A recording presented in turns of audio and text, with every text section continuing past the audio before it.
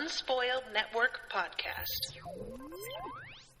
This is Unspoiled, covering Ted Lasso.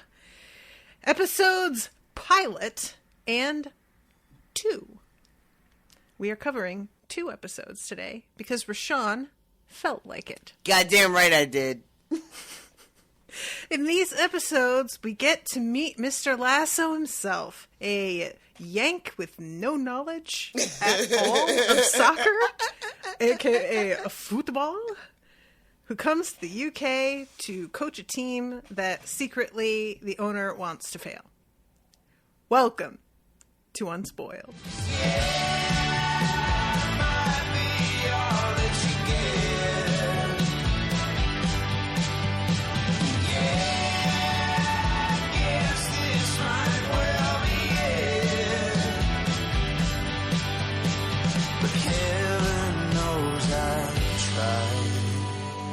Welcome to the show, everyone. I am Natasha. I'm Rashawn, and I am so excited.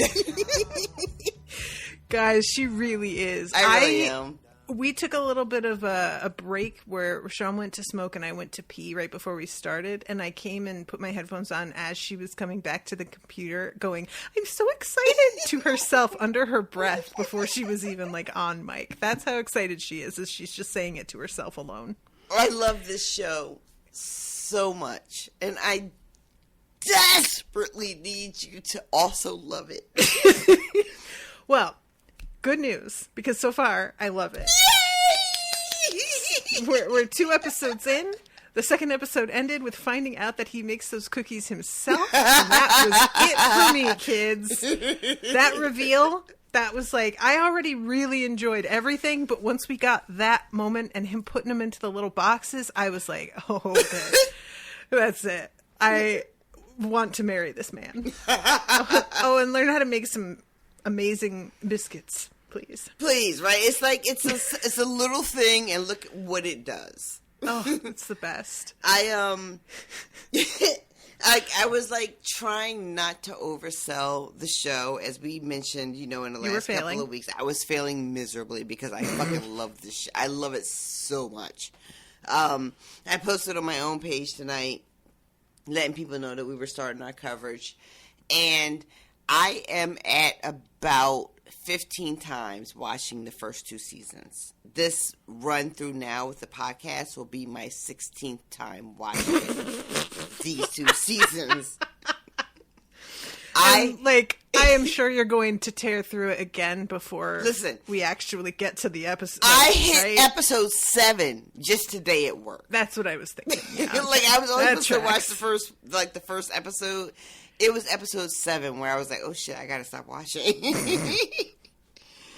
The 3rd season's not out yet, though, right? No, they were hoping it would be out in the summer, but the last estimates were end of the year. So they're looking at about the fall for season 3 to drop. So maybe by the time we do 1 and 2, we will dovetail nicely into the 3rd season drop. So we'll see how that goes. All right. Well, speaking of that, too, I want to announce something pretty exciting to y'all. That Rashawn and I have decided as an additional reward to Patreon $10 tier, we are going to do live recordings of Ted Lasso from now on Crowdcast. So if you're at the $10 tier, you're going to get lives of me and Miles talking about the Sookie Stackhouse novels and Rashawn and I talking about Ted Lasso. I am so yeah.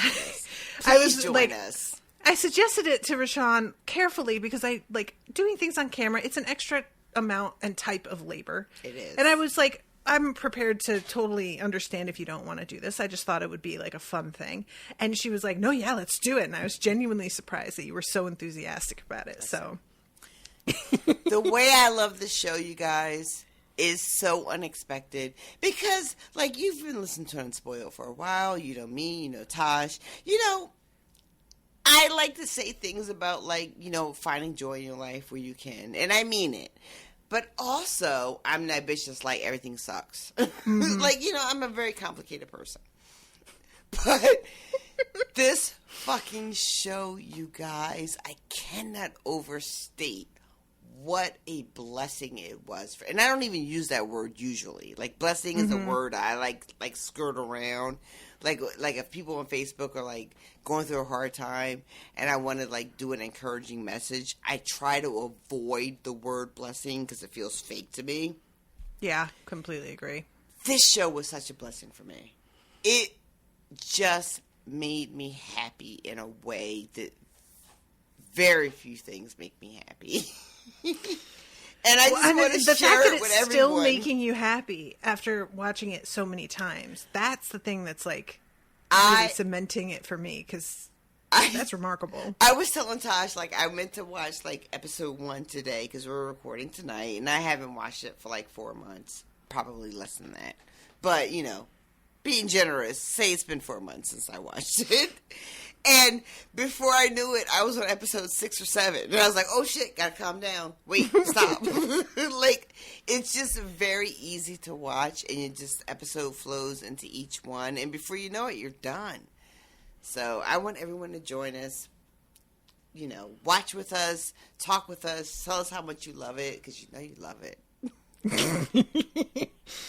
So yeah, it's going to be at first on Thursday nights at 7 Central Time, but we will be moving to Friday nights in mid-September because of shifting. It's just easier for Rashawn to do evening recordings when she doesn't have to get up to go to work in the morning. It's true. So I had to wait to make that move because I already was pre-booked on Spoil Me, like, right through. But September 15th, I think, is when we, like, move over to Fridays. So I'm going to be making the Crowdcast event for that and sharing it. I also, by the time this episode, like, goes up, I'm going to have sent out an email blast to everybody about all of the new stuff with tiers. There's been several different changes and new rewards and whatnot. So are you vaping? Is that the whistling? That is a vape. Yes. I thought maybe it was a nostril whistle. It's a, you know, who knows? If it was just a nostril whistle, I would edit it so that I wasn't asking you about it, because that's embarrassing. But if it's vaping, I'll leave it in. But anyway, yeah, so patreon.com/unspoiled. Also, you'll be getting these episode drops. They go public on Wednesday mornings. I'm going to be dropping them on Patreon on Sunday mornings. And they are ad-free, of course, on Patreon. So, a lot of perks right now for $10 and up tier. It's quite a busy little tier. Yeah, join us. A lot of lifting. Yeah. Get in on some of this action, y'all. This sexy action. Sexy mustachioed action. I just want to start this by saying, first of all, 2 things. 1, huge thank you to Florian, a.k.a. Sauf Art, S-A-U-F Art on, I just realized that when I say that too fast, it sounds like I'm saying fart. I'm not. It's S-A-U-F .art. They did the image for you, right? Yeah, they did the new logo. So thank you very much to Florian. Florian's also, like, a huge Spoil Me supporter for the One Piece series. Oh, and nice. Has actually, like, joined me for the Wannabe episodes a couple of times, which was really fun. He's delightful. So thank you very much to Florian for doing that. And regarding the mustache that overtook the top lip, because Jason Sudeikis has no top lip. Yeah, I used him as a model. He doesn't have a top lip. What can I do? You know? Florian tried one, and maybe I should share it, that allowed the top lip to show, and it looks so like, ho ho ho, I am French. It's like a very Poirot feeling little, like, mustache. So Jason Sudeikis is really, like, I just feel like I'm appreciating him a lot here at this point. Have you seen Colossal that he was in? I have not. With, I think, Anne Hathaway? I have not. My relationship with Jason Sudeikis has been virtually non-existent. I was aware of him as a Saturday Night Live, player. Mm-hmm. I know he's done a couple of different movies. None of them have ever hit my radar. It's not that I disliked him. I just didn't know much about him, right? Mm-hmm. I knew he was a thing. I knew he existed. but it never really crossed my path in any substantial way. And then the show happened, which for me was kind of out of nowhere. And I shared with you earlier the clip from the ESPN Ted Lasso promos from like 2013, which I vaguely had remembered, which is what the show is based on. Mm-hmm. And every time I watch anything from Ted Lasso, I immediately say to myself, why the fuck weren't you checking for him before? Like, I don't know what happened. I don't know, like, if I got, like, I don't know if there's some news that happened that told me that he was, like, you know, not really funny or not really, whatever. I don't know what happened in my brain to make me discount him all these years. Because when he pops up in this, for me, it was an entire revelation. Because I just not paid any attention to him before this. The moment that he began on SNL, I had this insane crush on him. Oh, get out! Huge crush. He's like the exact type of like baby-faced white boy that I always go for. And the goof factor is like really what shoots him up into the stratosphere for me. Mm-hmm. And then I watched Colossal. And it cooled quite a bit because I'm going to give you some spoilers, everybody, for Colossal. I really do recommend watching it, but be aware because the marketing for that movie was extremely misleading in a way that I think is kind of reprehensible. It's marketed as sort of a romp action movie. It's about a monster that's attacking cities in Japan. And it turns out that this like random girl in a random town in the U.S., she controls this monster when she's like drunk and wandering around. The monster imitates her movements. And it's like, that's how it's marketed as, oh, isn't it funny? For some reason, this girl controls this monster. But it turns out, huge content warning for like domestic and relationship abuse. Because Jason Sudeikis is the guy that she is seeing in the movie.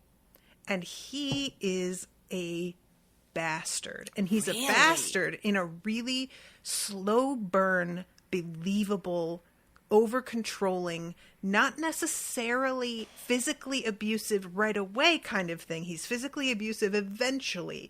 But it's so recognizable. And I think a lot of women could like be triggered by it without like there's just no warning that that's going to be the main content of the story.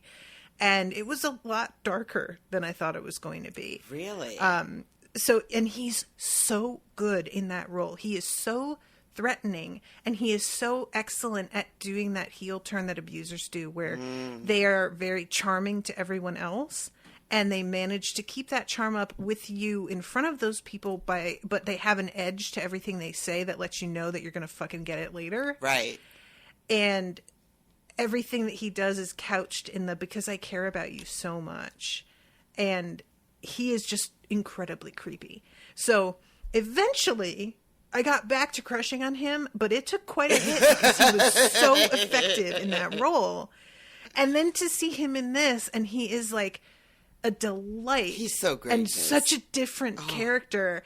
It just, I feel like guys, people, not just dudes, people who do a lot of comedic work are overlooked as being actual actors. Mm-hmm. Because people think that's like, if you can do that, that's all you can do. And if you're really good at comedic work, that's like a very subtle thing. Being funny is tricky. Yeah. And if you can manage that, you can have a whole career just based on that.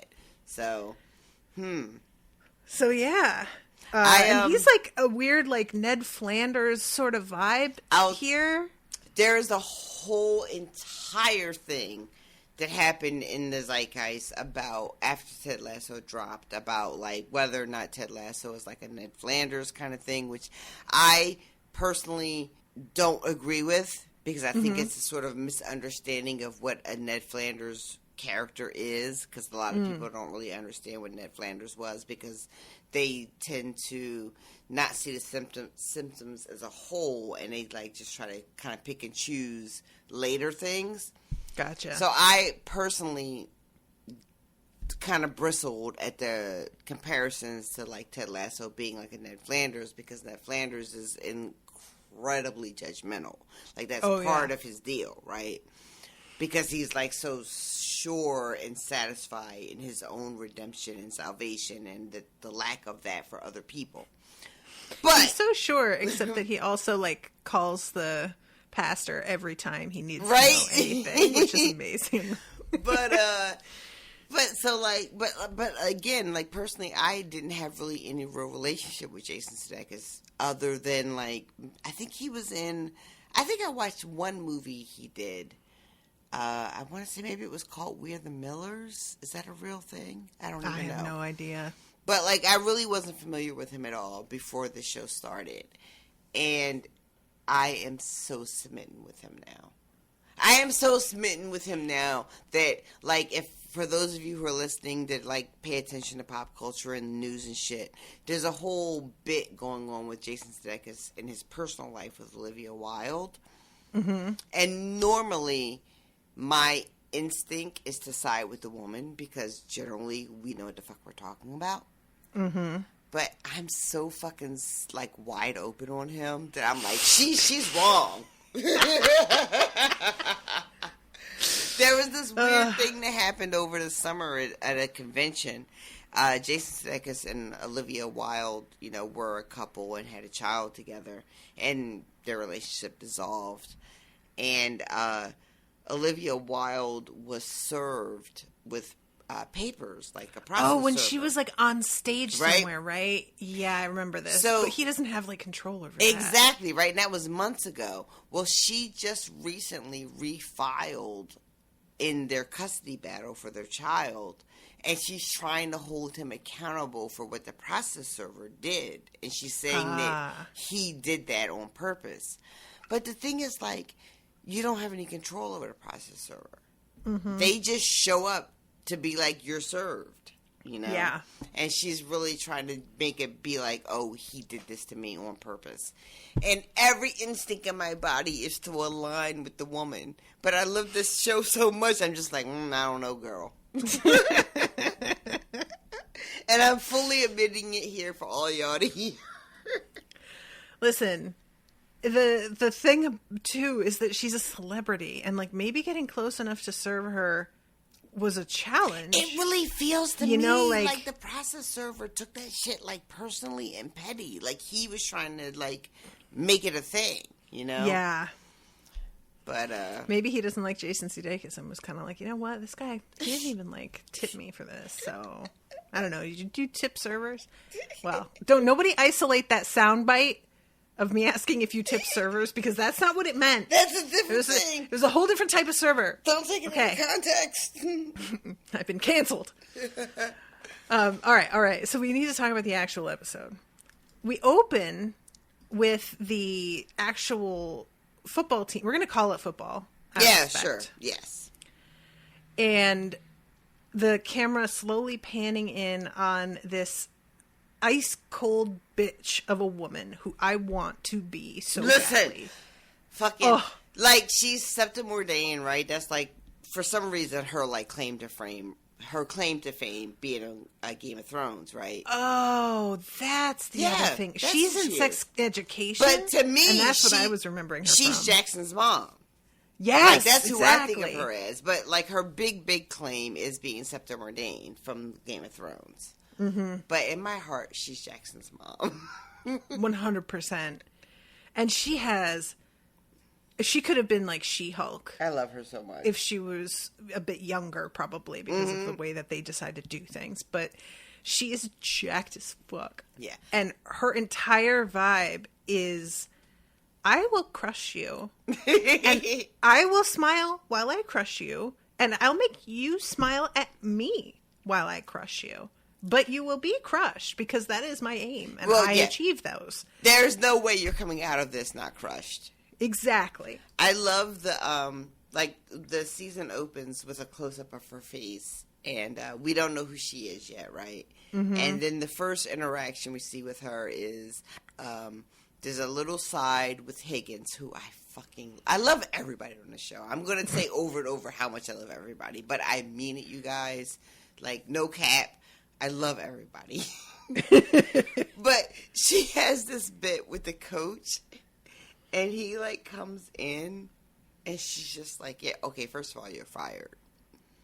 And he's like, but why? And she's like, well, you're a misogynist. Ask your daughter what that word means. Oh, my God, that moment. That's a big word. Ask your daughter what it means. Oh. He says something about, like, what do you want to get off of your impressive chest? Oh, my God, right? He comes in, and he's like, oh, the office looks great. What poofter did you, like, hire to do it? Mm-hmm. This is, like, another reason to hate him, right? So, like, you watch this, at least for me, and you're like, oh, this is a woman I love. Like, I want to love her. But then it turns out maybe you don't want to love her. So what were your feelings on, before we get into the episode, like, proper, the first 2 episodes that we decided to do together is really just sort of an introduction of our cast of characters, right? So you meet all the people that you think are going to be involved in the season, and you get an opportunity to have some sort of, like, hot takes, you know? What you think each person is and what they'll be. Tell me what you thought of the cast as you were introduced to them. So it's going to be tricky because I don't know everybody's names, and I don't want to pull up the IMDb because I can that help tells you you with that. If people leave. So you're going to have to.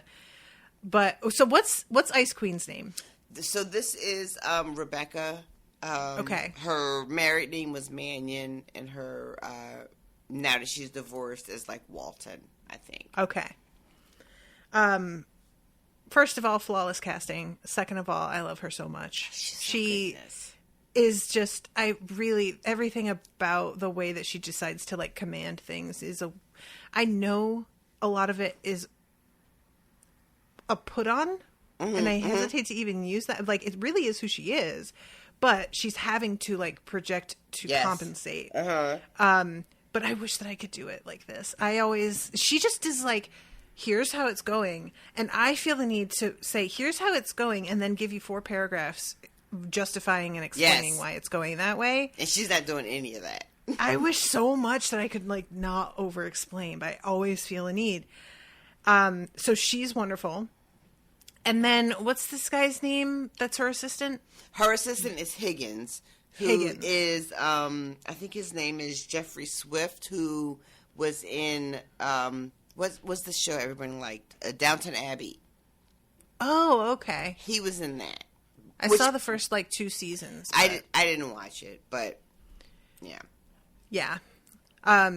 Higgins love him so much. He's pretty, it's like, he feels like a huge ass kisser, but he does occasionally push back, you know, and clearly there's this really wonderful moment where he's like, I don't know, I like this guy, and I'm not sure I feel right doing this. And she's like, you sure didn't mind not feeling right about all the women that you snuck in behind my back. And then just closes the fucking car door with the automatic button, which is so everything good. About that moment is so high powered, and so she keeps eye contact with him the entire time the door is closing.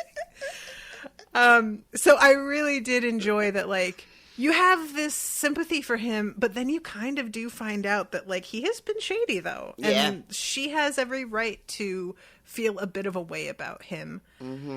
She's making use of him still. And clearly, like, he must be good enough at his job for her to keep him. But she has feelings about that. Right. And then, of course, there's Ted himself, who has one of the best lines I've ever heard in my life. Oh, which one? I get so excited. When she says, do you believe in ghosts? And he says, well, I think it's important that they believe in themselves. Oh my God, I'm so glad you caught that, because this is like the I know you hate this expression, but this is like the meaty center of the whole show. Are those little throwaway lines like that? Which I get that, like, for some people, they're, like, bored by it and it's not really funny. For me, it is right up my alley. And I just fucking cackled because it's so ridiculous, but also, like, you're like, yeah. Yeah. What makes all these lines work is the utter sincerity. Yep. There is no trace of irony. Nope. There's no sense of, I'm aware I'm being goofy. Mm-hmm. It's a genuine, like, similarly, she introduces herself and says, Ms. Walton is my father, or whatever. Yeah, I can't wait to unpack that with you. Yeah, if that's a joke, I love it. If it's not a joke, I look forward to unpacking that with you. And just every time that what's his face makes the collection boxes with the crafts with his niece. Yeah. And he says, I appreciate that glimpse into your personal life, as he explains that his niece really likes crafts. Like, he's just saying shit. He just says it. It's so good. It's so good. Which is like, episode 2 ends with her deciding she's going to sabotage him by trapping him in this, like, apparent moment with Keely. Keely? Mm-hmm. His girlfriend, whose last name is Tart, which feels very pointed. Well, it's Keely Jones, and then the football player that she dates is Jamie Tart. Yeah. Oh, wait, that's the football player's name. Yeah. I thought it was her name. Her name is Keely Jones. She's dating Jamie I thought Tart. her last name was Tart, and I was like, damn. But him being named Tart is way better, actually. Okay. But I just can't think that this is going to be particularly effective, because Ted is so open. Like, you just get exactly what he's showing you. Yep. That I feel like nobody's going to talk to him for any amount of time and really think that he's, like, fucking around with this girl. It's absolute. I just don't feel like that's going to. I feel like if this were anybody else, right, it would have an effect. Right. But this is a dude that I just don't see it. Yeah. That's one of the beautiful things about the idea of the way the show is structured, is that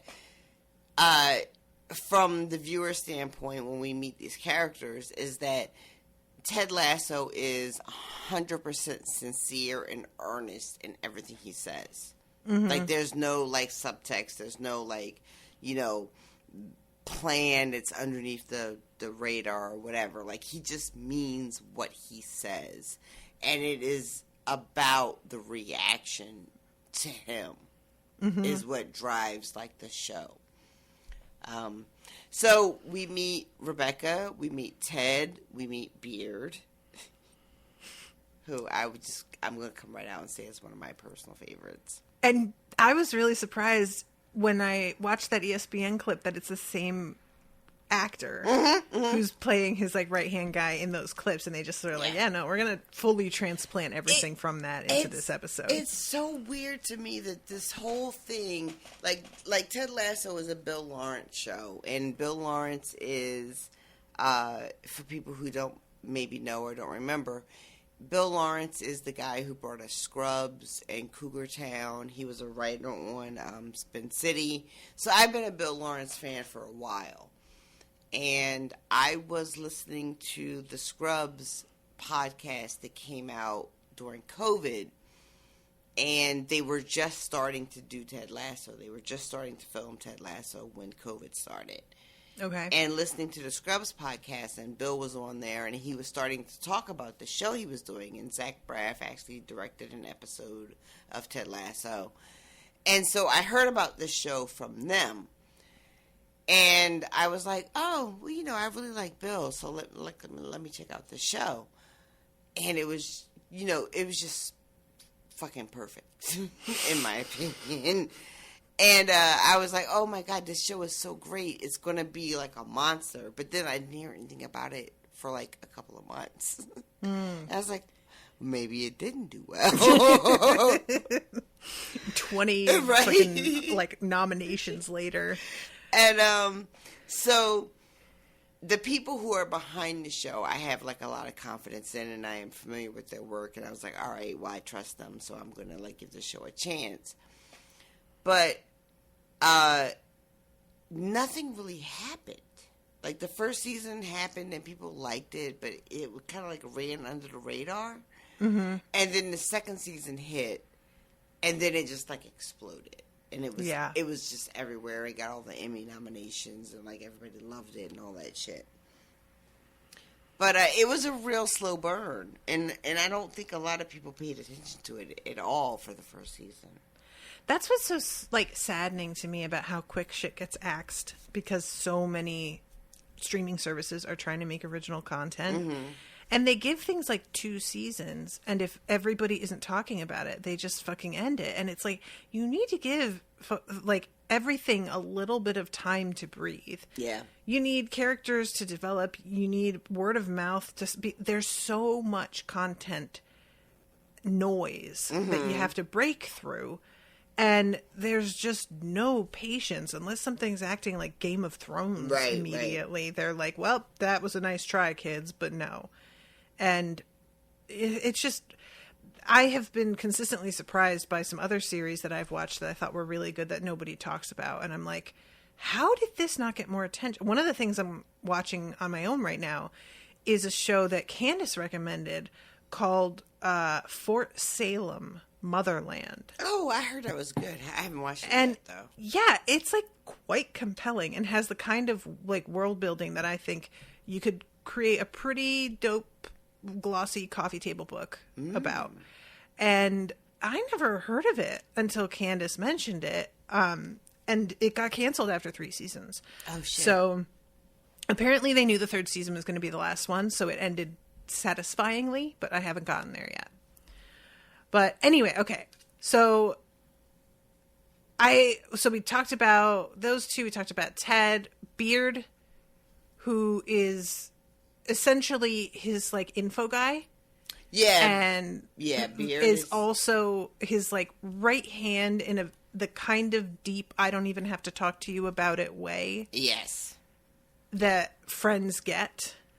And I really feel like you and I have this sort of like, I don't need to say the thing to you. I just look at you and you're like, and that's it. It's very clear that they have a relationship that sort of transcends the need to like identify and explain every single thing you mean.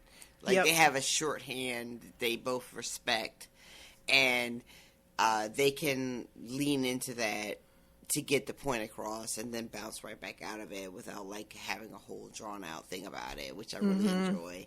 And it comes up later too, like little side bits where one of them will be like, oh, you're doing that thing again. And the other one is like, yep. And then as a viewer, you're like, wait, what are they talking about? But you know that they'll tell you later, like, you know, what's happening.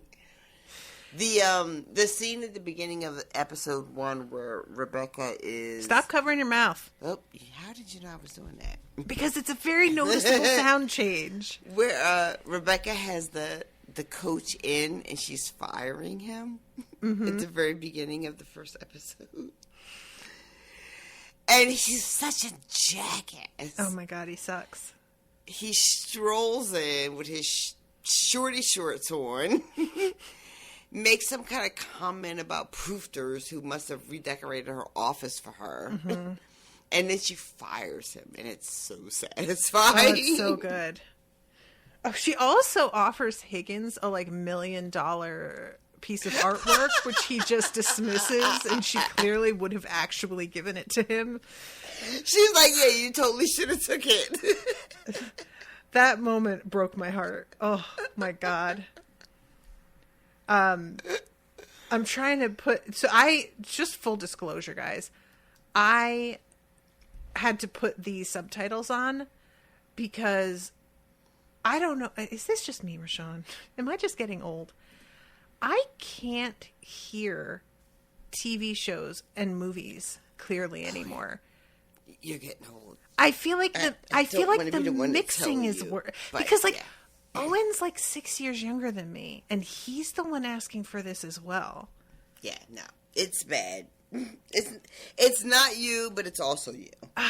It's a little from column A, a little from column B. I'm just like, I don't understand.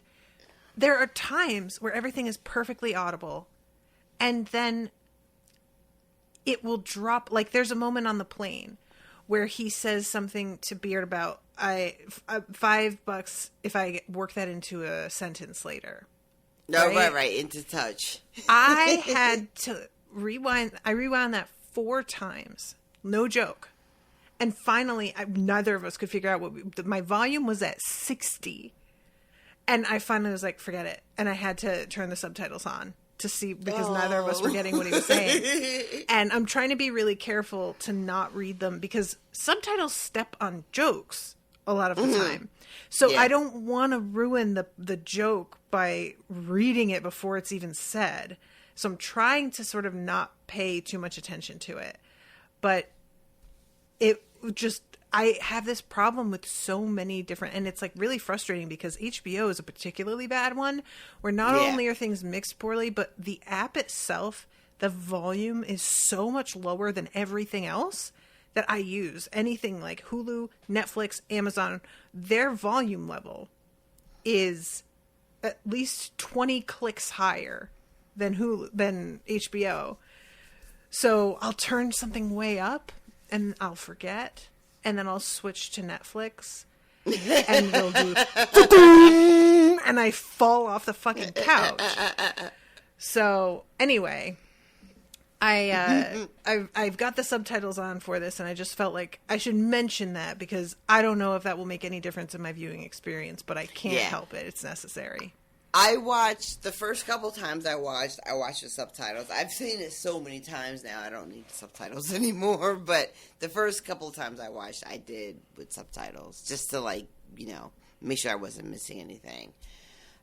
Because there were a couple of bits, especially a lot of the writing on the show, in my opinion, it's so good is that it is talking about the difference in what words mean, you know, but doing it in a way that it's not like, oh, these people are weird, they're doing it wrong.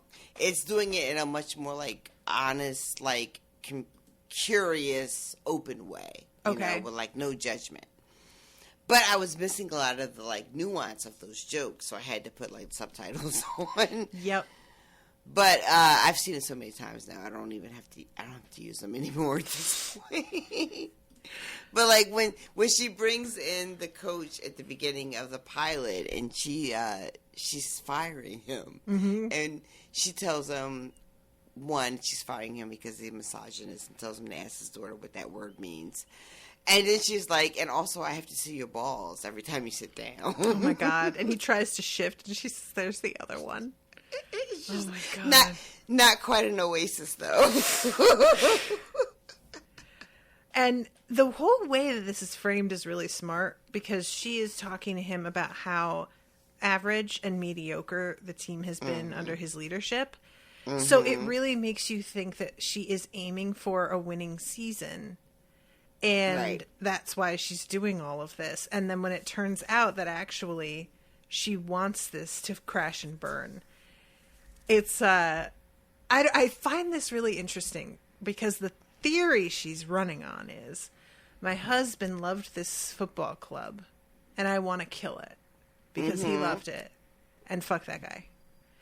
And I completely understand. However, I would assert running it way better than him is the revenge. Would be the real revenge, right? Yeah, like, you take over and hire a guy who looks incompetent. You may crash and burn, but you also make yourself look incompetent. You know? So I'm hoping that she'll sort of realize that this isn't actually helpful, and her ex-husband watching her turn this into maybe a winning team will be a lot more satisfying, because he wasn't able to do that. But we'll see. That's the hope. When Ted Lasso dropped, and I came into it a little late. I think I started watching the first season maybe a week before season 2 dropped. So I didn't even have to wait to get into the next season. There was, and I shared with you the ESPN bit that Ted Lasso is actually based on, right? So, like 10, 20 years ago in 2013 or whatever, ESPN started covering Premier League soccer, and they hired Jason Sudeikis to do this character. Right. And then 10 years later decided to make a TV show based on the same character, which is this sort of like college level football coach who then gets hired in the UK to coach Premier League soccer. And I was just like, this is not a thing. Like, who said that this would be something anybody is interested in? But the idea that you could take someone so far outside of their comfort zone and plop them into this completely foreign area and then try to see if they're going to be successful or not, right? But then the bits from ESPN, when this promo landed, Ted Lasso was a very different character. He was like much more aggressive. You know, oh yeah. You know, I was really noticing that he's just yelling at guys to fucking tackle each other, right? So they took that thing and then made it something very, very different. But at the same time, I was like, I don't know how this could be a whole show, though. Like, y'all seem like y'all reaching. I personally, like, just the very bits of the difference between what the U.S. versus England is like. I love that so much. That is, that's a whole show on its own. So for me, the fact that they chose to make a full show from that clip was not surprising at all, because it's rich, fertile ground. Yes. And his disdain for tea, breaks my heart. my God. So, I left. So sad. I felt so seen. It's just brown garbage water. I felt so seen. Coffee is brown bean water. It's just as bad. It's just as bad. But and the thing too, I love about like all of these sort of cultural sort of like, oh, it's this, but I thought it was that, right? Like, it's not like new territory, but the way the show presents it is in such a sort of like wholesome way, you know, where it's just like, oh, that's not what I thought it would be, but like not necessarily any judgment around it. You know what I mean? Just like, oh, I thought it would be flat water, but it's fizzy, so I'm going to spit it out because I wasn't expecting that. Twice. And whenever I would watch it, I would think to myself, well, Natasha went to the UK. Did she have that? Is that a common thing? Most of this, no. I did not. There were the occasional things that I was just like, wait, how do you do, what is it? But mostly the things that he is running into are not obstacles that I had to deal with at all. But also I went in 2004 and didn't even have a cell phone or anything at the time. Different times. Very different era. I think about going to like a foreign country to set up shop and not even having a cell phone now, and my whole body shuts down. God. I can't believe I did that shit. It is like it's almost alien, right? Oh my God. How did we live? How do we do anything? Really? Like, it's a mystery. We would just sit and wait for somebody and hope they'd show up. And if they didn't, who the fuck knew? Who knew? Who knew? Just like, so I also really appreciate the moment when him and Beard are on the plane on the way over. And there's a couple of really cute moments. There's the Ussy kid, which when you spell it out like that, and he's like, but it's not just me, it's an Ussy. It's both of us. And you're just like, shit, you're right. That's actually really similar to a joke from Parks and Rec. Is it? Yeah, because he, at one point, he takes a photo of somebody else and calls it a Yui. So it felt like an inversion of that joke. But this kid coming over to be like, you're a legend, and then says for doing something so stupid, it's mental, they're going to eat you alive. They're going to murder you. And he doesn't really react. He just sort of is like, noted. Thank you for your feedback. And moves right along. I have to ask, did you retain any soccer rules from this show? I did. Okay. Because I will tell you what, I don't know what offside is either. In my defense, soccer, from my loose understanding of it, is actually very similar to hockey, which I'm very, very familiar with.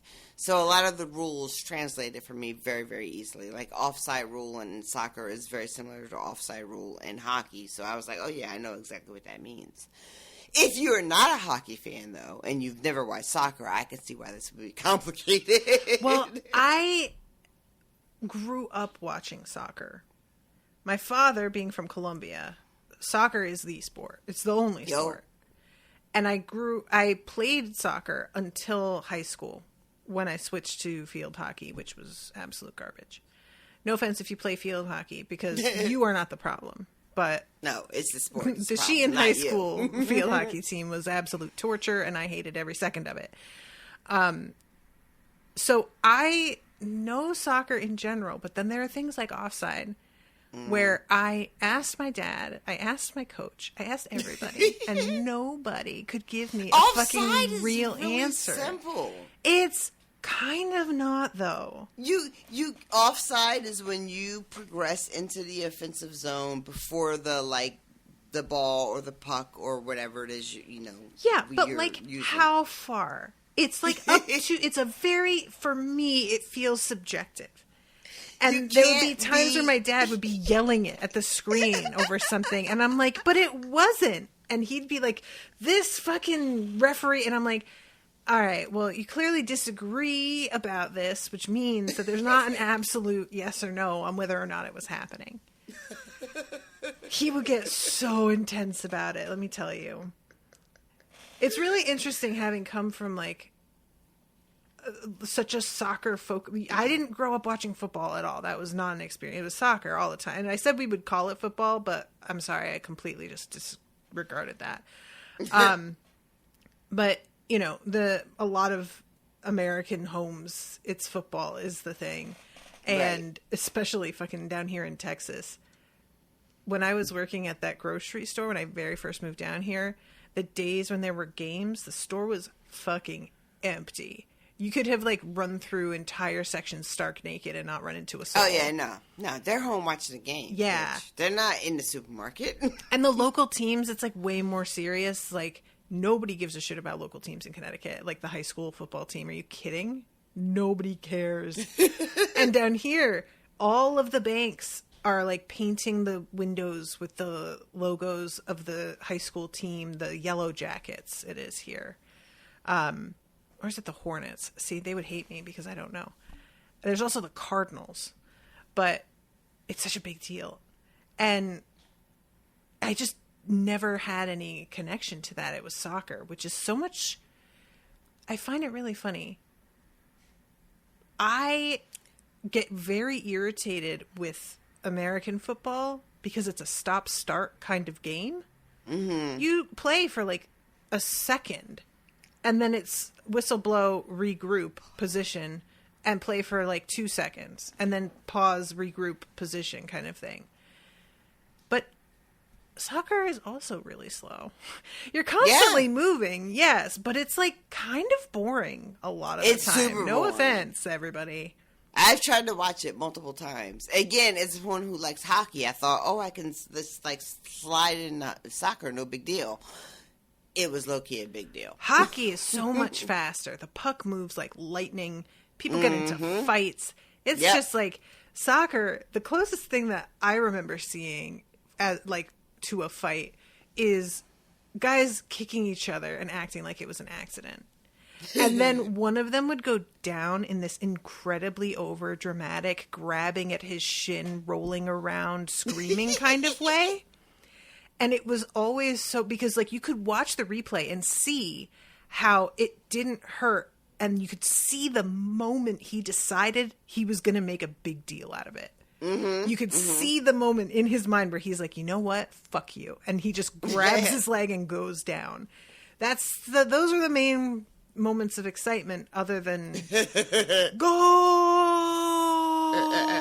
Which we don't even get in hockey. We don't even get that long goal in hockey. That's like a soccer thing. You don't need it because there's other shit happening. That goal, extending that long, is to hide the fact that nothing's going on. The goal is over, but you're still celebrating it 10 minutes later as this guy is just like yelling it into the mic. It's the one thing that happened. Mm-hmm. Anyway, I just wanted to talk about that first because like I said, this was the sport I grew up playing. And I was pretty good, but I don't like team sports, man. I don't enjoy having to work with a team. Most of the girls on my team were bitches. There's no need for me to like enter any of my like personal experience in this. I feel like I've already shared enough. All right. So, God, we have been talking for how long and we haven't even gotten past the first scene? Right. They're just barely at the airport now. Yeah. So they land. This guy meets them at the airport to bring them to Ollie. He's their like Lyft driver. And he wants to do a stop off, it turns out. He fucking goes to like the Tower of London Bridge. Mm-hmm. And then he says something like, well, it's not the London Bridge. Because it's still standing. Owen went, ha, and then he turned to me and said, do you get it? And I was like, yeah, babe, I get it. I laughed so hard. I'm so sorry. I'm such a fucking sucker for this shit. I laughed so goddamn hard. It's so stupid, but it killed me. And then he like takes them to the fucking, to the camp, to the team, and they show up. And Rebecca's like, oh, you got to meet, like, the press. And he's like, oh, I'll see them, when I You're get skipping settled. right over him going to the field and being yelled at to get off the grass. Oh, my God, that's right. That's right. We see Nate first. And Nate is the guy who laughs even though he doesn't get the joke. And, oh, man, this is such a very real type of person. What did you think about Nate? I have such mixed feelings. Part of me is like, Nate's just doing what he needs to do to get through the day, and I fucking sympathize because these people are crazy that he is surrounded by. So this feels like a defense mechanism. But also, you don't have to laugh, Nate. It's okay if you don't know what the joke is. You don't have to fake it. Just be like, what does that mean? Just ask. I feel like Nate's whole existence has been about faking it to fit in, right? Yep. So he's just doing it because that's what he does. And sometimes he's a little too effective, like when he punches the office door and breaks the glass very suddenly without warning. He's all like, oh my God, did I do that? That moment where he says, oh my God, he says it in the exact same tone that I said out loud when I was watching it. I went, oh my God. And then he just goes, oh my God. But yeah, they get led to see her, and the, first meeting seems to be like pretty upbeat and positive. You don't know yet that she's like sandbagging him. Right. And she says, you'll need to talk to the press. And he says, in a couple days after I've had some sleep. And she's like, sorry, I didn't warn you, but... Just throws him to the wolves. And this is pretty close to the skit that you sent me, the ESPN short thing. Right. Like the whole where all this started. And it's this bit in the show versus like the ESPN promos from like 10 years ago. The Ted Lasso and the ESPN promos was a little bit more combative, and a little bit like more aggressive. Mm-hmm. And the Ted Lasso in this show is a little bit of a different energy, right? Yeah, definitely. But he shows up, and he is not expecting to be thrown to the wolves in this fashion. And Rebecca makes it seem like, oh, I'm sorry, you didn't know this is what's happening, but this is what's happening. And it's so dumb. But the the water bit being like fizzy water killed me because it is such a small detail that would make all the difference. Like, I know that you like went over to London, and I'm very, very curious. Was that something you dealt with? Like, if I was asking for a glass of water or a bottle of water, I would assume it would be flat because I'm an American and it's always flat. But now I'm in another country and I don't have any idea what they do, and now it's fizzy, and now I'm fucked up. It just felt like. But I'm really, really curious for you as someone who actually experienced this in real life. Is that even a thing? To be honest, I don't remember because I was so broke while I lived in London. I did not go out to eat all that much. Oh, you didn't have anybody giving you water? No, it was not really so much a thing. And the only thing that that I can think of is that was when I started to have Perrier a lot. Like, it was definitely more standard to have sparkling water as an option. And in the US, it's simply not. Like, in nicer restaurants it is. But you have club soda if you want, like, soda water.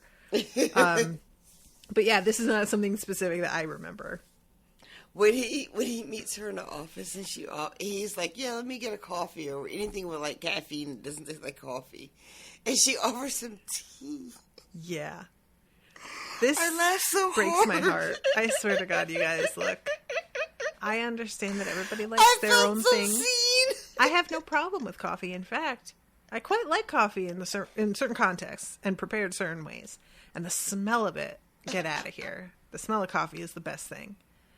But tea is so good when it's done right. And what kills me is that it seems like she just handed him a cup of black tea. Like, probably an English breakfast style, really heavy tannin black tea. And it's not that you can't drink it straight. Of course you can. But if he can't even take coffee as coffee, he needs it dulled down. Right, exactly. He says that. Like, anything that's like a coffee drink that doesn't taste like coffee. Exactly. Then you need to give this man milk and sugar in his tea. A substantial amount. When he says that tea is like a brown garbage water, I was like, oh, I feel so seen. I'm so devastated. I have like a whole cabinet in my house filled with boxes of different teas. There was a listener, and I'm sorry I'm forgetting who it was, who sent me this amazing like themed multi-pack of fandom teas. Do you remember that? Mm-hmm. And there was a box of like Doctor Who tea and Dresden Files tea, and I think one of them was like a McGonagall tea. I think so. And I still have, so I drank that Dresden one fast because that was real good. But all of them are actually pretty good. The only one I didn't really like, there was a Winterfell tea. And that one was a little bit like bracing is the word I would use. A bit bitter. But yeah, I love me some tea. And being in a country where that's the default instead of coffee, I'm so jealous. Like home. I'm so jealous. I love when Nate is walking them up to meet Rebecca, and then he gets there and he just like disappears. Yes, he backs away from her, and she looks at him and then like gestures to Higgins like, what the fuck? And it looks like he's gonna come back in, and then he just steps 2 steps in and backs out again, and it's just like, nope, can't do it. Sorry, I'm out. It's so good. Her whole atmosphere feels like that's what the effect she would have on a lot of people, though. There are just some people that they make you want to like be in another room. She's stunning. She's gorgeous. She's like 6 feet tall. We know from the first bits of this episode that she had previously been married to someone who was very, very affluent, who had a lot of power. We don't know the details of their marriage dissolution yet, but we get the gist that she has sort of been kind of like cast aside, right? We get that much. But the fact that she still carries this air, and she's so intimidating to her own staff, that this guy Nate can't even talk to her. Like, he's walking up the new coach and the new assistant coach, and, like, the minute he faces her, he crumples and just runs away. He doesn't even, like, give introductions or anything. It's left to the two of them to just lean over and look at her and be like, hi. Yeah. And we get, as he's, like, I should mention that as he's doing that press conference, we're getting looks at people in a pub who are watching and their opinion, and the players who are in the locker room watching. Yes. And there's this Nigerian guy, Sam. Oh, I love Sam. Is it Sam? Okay. What's the bearded, if I don't hear silence, I'm going to start punching dicks guy? Roy? That's Roy Kent. I can't believe I remembered that. Wow. Fucking Roy. I love him too. Roy is such an angry man. Listen, I'm not going to spoil you. I'm just saying, be here for a whole Roy Kent, like, narrative arc that finds you being like, oh yeah, he could get it. That's all I'm going to say. Man, that's the exact kind of spoiler you're not supposed to give me. I feel like that was just general, like, on the Facebooks, though, like 2 years ago. No, everybody being I don't have any spoilers other than that ESPN clip. That's it. Oh, is that right? None. I know when this show first dropped, I was, like, sharing, like, jokes that I thought were really funny, and I shared some with you and Owen. But they were, like, out of context for, like, the overall of the show, right? Just, like, funny lines that I thought happened. Yeah, you definitely, like, described in detail a couple of scenes that were 5 minutes long from beginning to end to give me the one joke in the scene. There were some, like, I can't. It doesn't really work if you're not watching it. I can't wait to get to them again. And I'm as guilty of that as anybody, by the way, so I understand.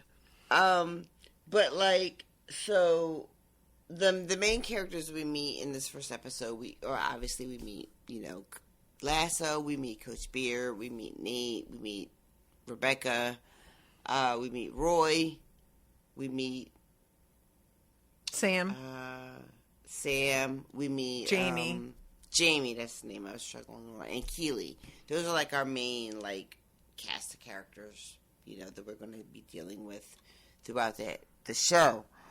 But I would be curious to ask you, as you meet each person the first time, what are your expectations of them, if any? I don't really have any this early. Like, I meet Sam, and he seems like a very bubbly, delightful person.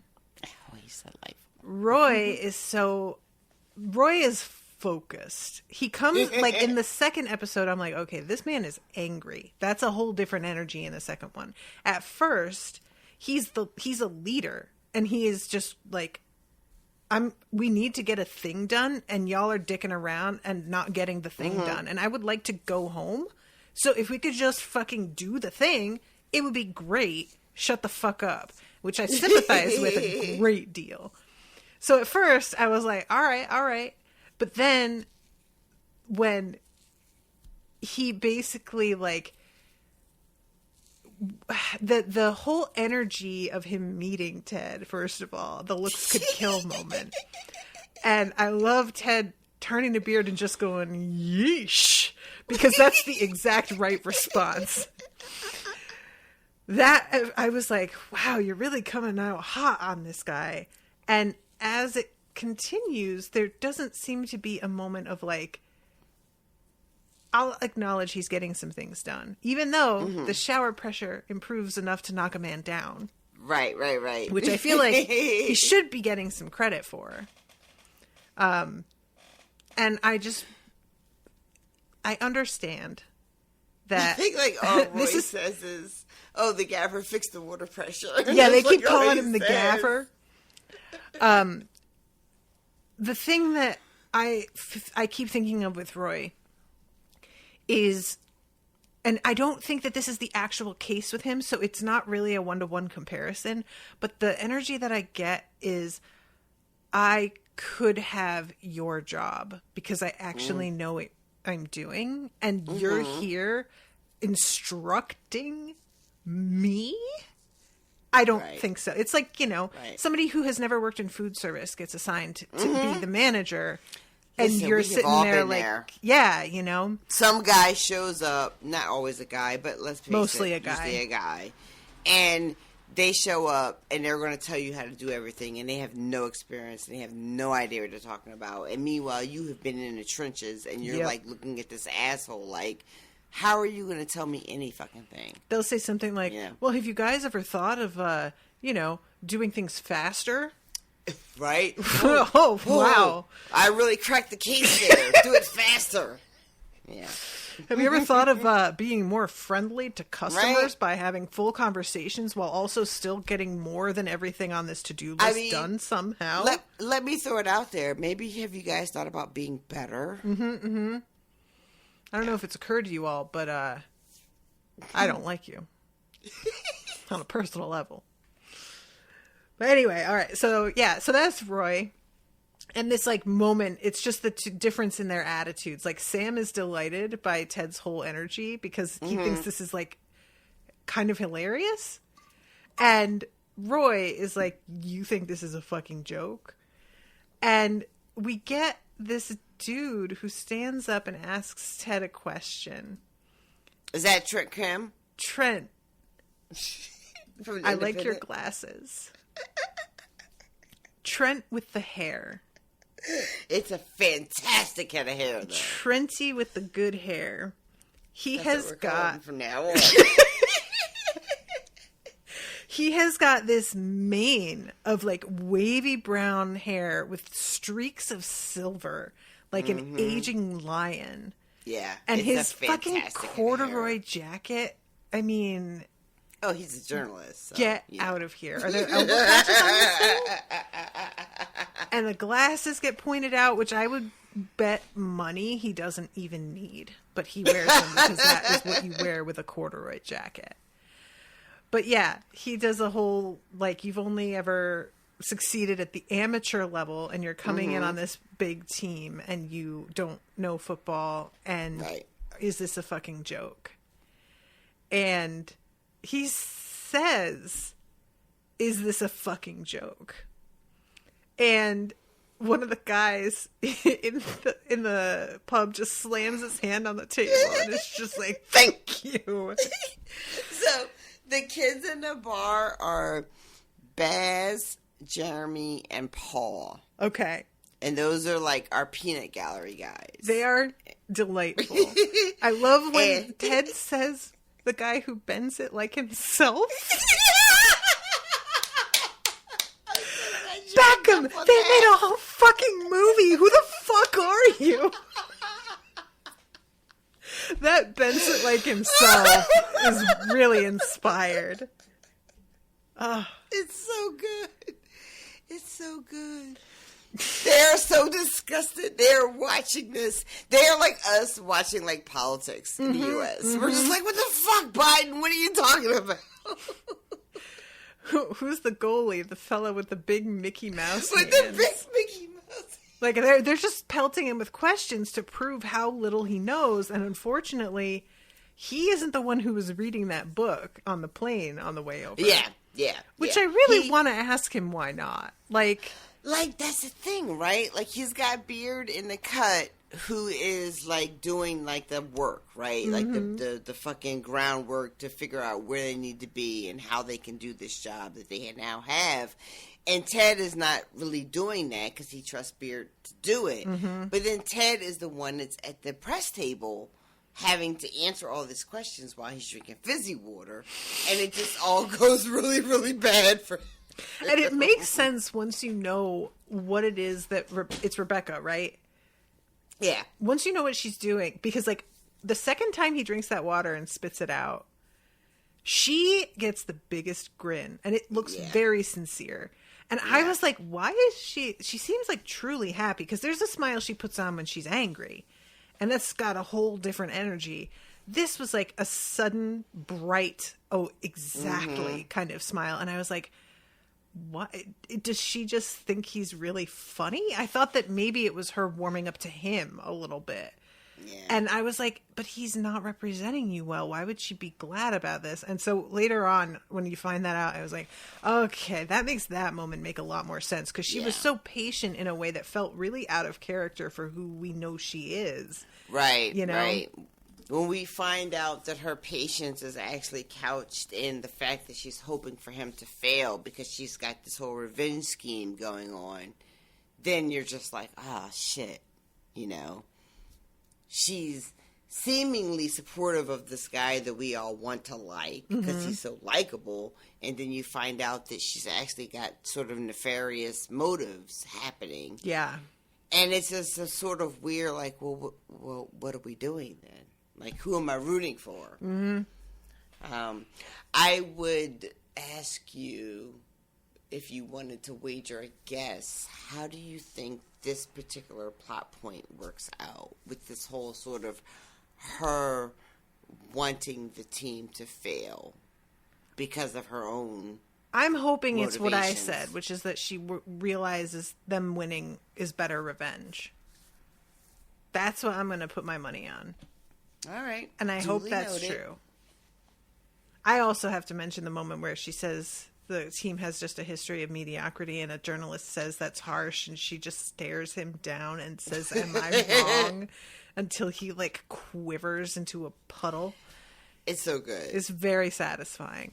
Even when she is, like, sort of the, quote, villain, you know, of the season at the beginning, you want to root against her, but she's so fucking good. And you're just kind of, like, on her side. Even though she's shitty, you're like, somehow I'm still on her side, though. Very much so. And even though I didn't want her to try and sink Ted by releasing those photos, I do just kind of want to see what happens. So I wasn't even that mad at her for it. Because if we're going to do something, I want it to be chaos as much as we can. Just, it's fiction. Let's do the chaos. Let's see. Yeah. So, I have to just mention again how much I just adore Higgins. And Higgins has got, like, this weird, like gagging thing that's happening. Oh, right. I forgot about, like, what is that? That is, what he explains to Rebecca is, it is him not being able to deal with the sort of duplicitness that's happening. Okay, like, so it's in response. It's like a moral reaction. Yeah, it's like he's having, like, a moral, physical reaction to what he's being asked to do. Get over it, sir. And then, like, the first scene where she introduces him as the current, like, operations manager, and he's like, current? What? Sir, don't ask that question. You don't want the answer. Sweetie pie. Don't open the door. All right. So we have them going down into the locker room and taking a look around at the way things are set up. Him getting his office in place, and they wind up moving their desks so that they're, like, facing each other. He makes a sign that says believe that's very, like, uneven and hangs it lopsided. And then later on, Keely, is that her name? Assists him with making it straight, but it very much is not. So I don't know exactly if she was just fucking with him or what. It stays askew for, like, the rest of the season. And he also puts electrical tape over her titties in a topless photo that Jamie has in his locker. He goes into the locker and he's like, oh, that's so obscene. Let me just cover this. And I love that, like, at first when she comes in and sees him, she thinks that he's ogling her. Yeah. And when she walks up and realizes what he was actually doing, it's this moment of, like, oh, like, that's kind of cute. It's so wholesome. And she's, she like, has really a surprised by it. She's got a similar vibe to Ted in a lot of ways. A very, like, what you see is what you get sort of energy, at least so far on the surface.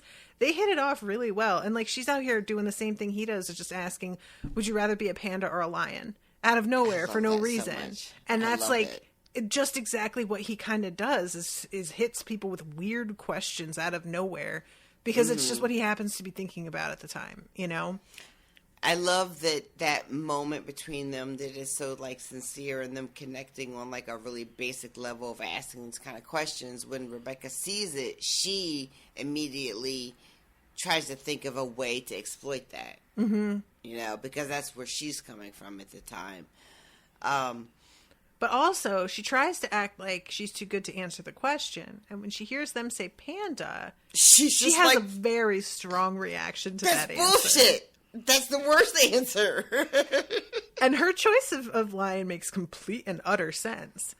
But I wasn't mad at it. You know, but, like, give me panda any day. Y'all know. Yeah. I have said already that my Patronus would be either a hippopotamus or a raccoon. I'm very straightforward with what I am. It's fine. And we get towards the end of the first episode, there's a minute where Higgins is in a parking lot with Rebecca, and we find out that as Higgins is sort of like struggling with the position Rebecca has put him in because he likes Ted and he knows that Rebecca's plan is to, like, ruin the whole team because she's made it clear that she's trying to take something from her ex-husband. She has a moment with Higgins in a parking lot where she's like, how dare you be so, like, self-righteous? Mm-hmm. Where was that when you were sneaking my husband's girlfriends in? Mm-hmm. You know? Yeah. And that gives us a little bit of backstory about their relationship, you know, and where Rebecca and Higgins are. And why he's in this position of, like, literally gagging. Yeah. So the end of the episode, he goes to his apartment, which is gorgeous. Isn't it cute? It makes me sick. I want someone to send me to London for a new career so I can have a cute apartment like that. I can't imagine what this must cost. You know, I've told you about, like, my office here in Texas. This room is the size of the apartment that I rented for $2,000 a month. Oh, my God. And that he's living in, it's got a fireplace. It's got these giant windows. I mean, it's a private entrance. Beautiful. It's ridiculous. This has to be, I'm going to say at least like $10,000 a month. At least. Shut up. If anybody out there has their finger on the pulse of the, like, London real estate pricing and rentals, let me know, because I feel like there's no way. This place looks like it's a full bed, at least 2-bedroom. He is a coach of a Premier League soccer team, so yeah, you're probably right. Yeah. It's probably like high real estate. It's so cute, though. Don't you call it cute? This place is gorgeous. Cute is for, like...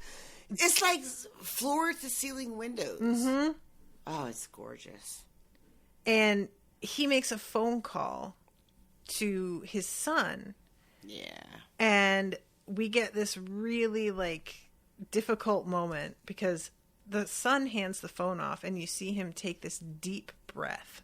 Yeah. Because clearly this is about to be a conversation.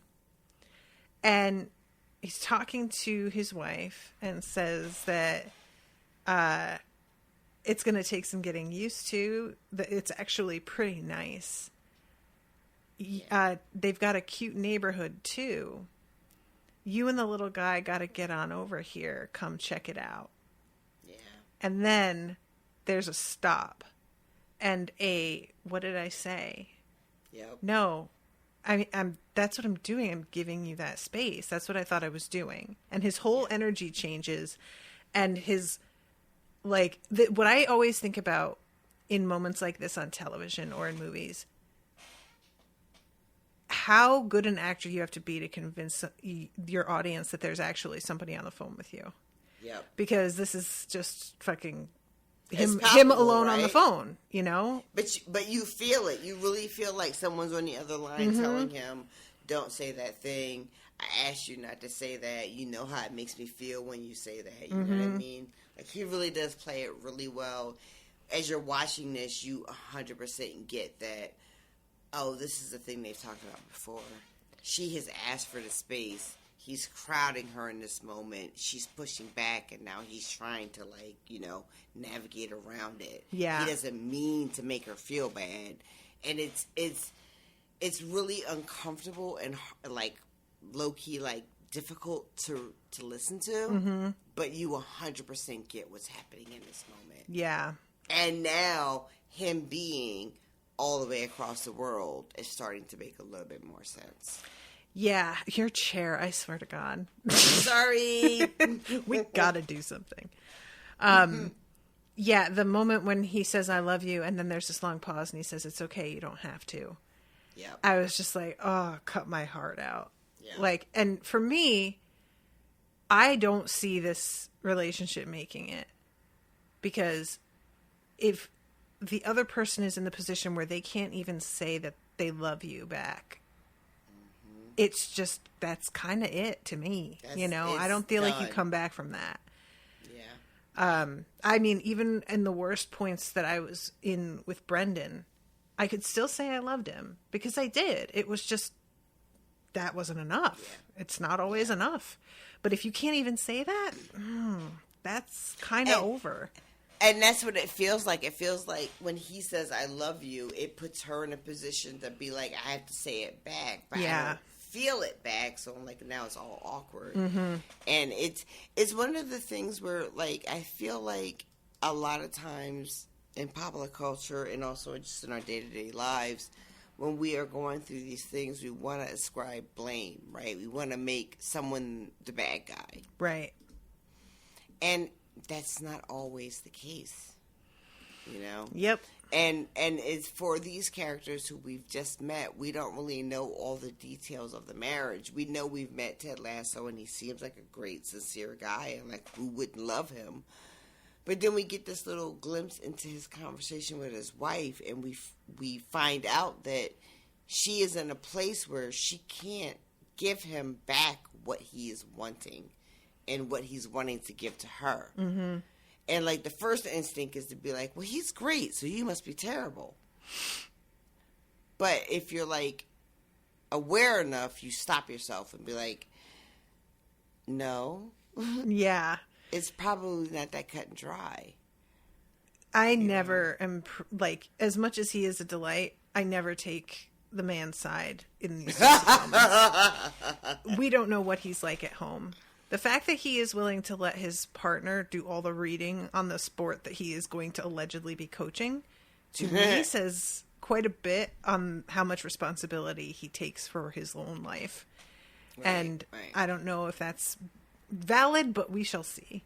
We will see. My instinct was kind of a moment of like, I know plenty of guys who are wonderful to hang out with who are trash at sustaining actual relationships and maintaining their like half of what you're supposed to bring to a partnership. Right. We will see as you go forward. I don't want to say too much, but I think that you might be onto something there. That's all I'm going to say. So, okay, the episode ends with him going to bed, and we start the next one with him waking up having a giant, like, it's a frosted mini wheat, but it's got no frosting and it's not mini. I had a piece of cereal. That thing comes out of that cereal box like a rock, just thunk into the bowl. And him and Beard are having some coffee, I'm assuming, and wandering around, and they come across this girl who is playing soccer in the park and just completely like drops a guy. Just destroying everybody. It's so great. And they're just like, look at her go. And she's just making everybody look like ridiculous. And eventually she comes up to him and he tries to do a little, and she like fakes around him. And it's just this incredibly, he says the Tasmanian devil, except without all of the annoying. Oh, that blah, blah, blah. So he goes in to see Rebecca, who is Googling her husband like a fool. Girl, don't. It's bad news.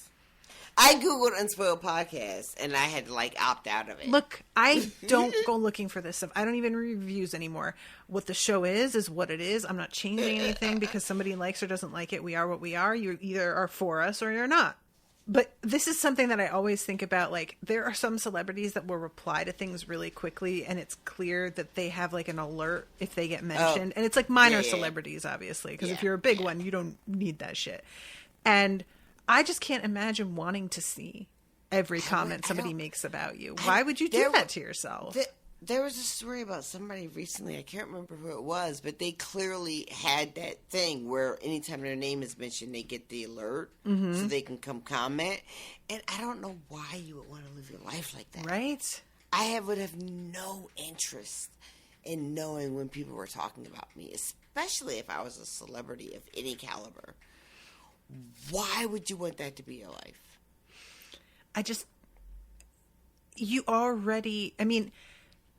It's such a weird thing, too, because the reasons that people want fame, they're all very different, you know? And I say this as somebody who wants fame.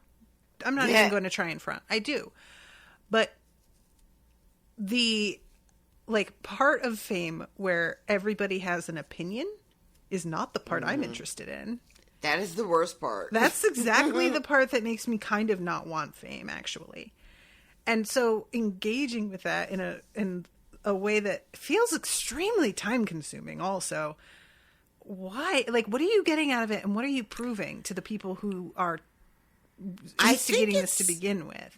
I think it's something just about seeing your name being mentioned. Like, it's just about being talked about. I guess. Which I don't get, but, you know, it's the best I can. It's the kind of thing where it's like you don't want to read minds either, because you don't ever want to hear what people are saying. Like, listen, what's that saying? Eavesdroppers never hear anything good about themselves. Yep. You know, like, nah, I'm good. It's one thing if they tag you, like, then they're trying to get your attention. But if you have an alert on for a you mention, in the conversation, yeah, that's a different thing. But anyway, okay, so this girl plays him, and then he goes into the office, and he has the box of cookies, biscuits. And she acts like she doesn't want them, and then he opens it, and they're clearly like these lumps of buttery shortbread, and she just goes, "Oh God, those do look good." And he's like, and gets her to take a bite, and genuinely, she has like that moment where you pause and close your eyes, and just, it reminded me of that moment where Bart Simpson has the hot chocolate that Flanders makes, where he puts in like a fucking marshmallow stuck on a candy cane, and he like gets a torch out, and he toasts marshmallow and then adds whipped cream and a drizzle of chocolate sauce over the top. And you see Bart just grab it, run away, and then far away you hear a sip, and then him go, "Oh my God." And the scene's over. And that for me is any time that I feed people and I get that response, job done. Even when it's me, sometimes those words come out of my own mouth, and I'm like, all right, well. And she sends Higgins on a fucking mission to find out where these are from. And I kept thinking to myself, it's really weird the bakery doesn't have their logo on the box, because no bakery is not going to have their logo on the box. And I was willing to accept it for the sake of the show, but I was like, and then you find out. Come on. Yeah. And what this means too is that he carried these boxes with him on the flight and was prepared for this right out of the gate. Either he brought those little pink boxes with him, or he found one in his neighborhood. Either one is very impressive, I think, considering he just got here and he doesn't even know this neighborhood that well. And she sends Higgins, and then you eventually find out that he's making them himself, and he knows that this works because she asks where he gets them from, and he doesn't tell her he makes them. He just says, well, then I wouldn't bring them to you every morning now, would I? So there's a bit of savviness here. He's like playing it like it's just, I'm trying to do something nice and cute, but he knows exactly what's up, and that she would not be bothering with him. And that's the thing too about this character, I think, that's so important, is that it is like when this show first aired, and one of the things that everyone talked about when the show first dropped was how wholesome it was, and there was a lot of comparing it to actually British Bake Off and all that stuff, right? in my opinion, the show has much more depth than people gave it credit for, and you will see that as you continue to watch, and you'll tell me what you think about that or not. But this sort of like, oh, it's just wholesome, and, you know, that's all it has to offer. But really, a lot of what he does as we watch Ted Lasso, this is how he interacts with people. This is his comfort zone, right? Mm-hmm. This is how he chooses to deal with people. And he doesn't necessarily care if how he chooses to interact with you works for you. You know what I mean? Don't give me too much. Well, you're starting to give me too much.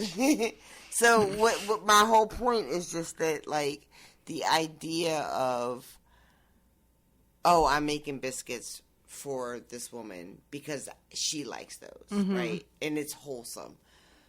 When really what you should be thinking about is, why does he do it? What mm-hmm. does it do for him? You know? Yeah. Yeah. And it really is amazing to me that it winds up being such a weak point for her. The biscuits. Like, this is not the thing I would have thought would be the lever that you could use. And I really enjoy it because it's so, it's just so basic, honestly. And I don't mean that in the, like, bitchy way. I mean it in the, like, it's just an incredibly fundamental thing. People like cookies. Yeah. And that's it, sweets? You know?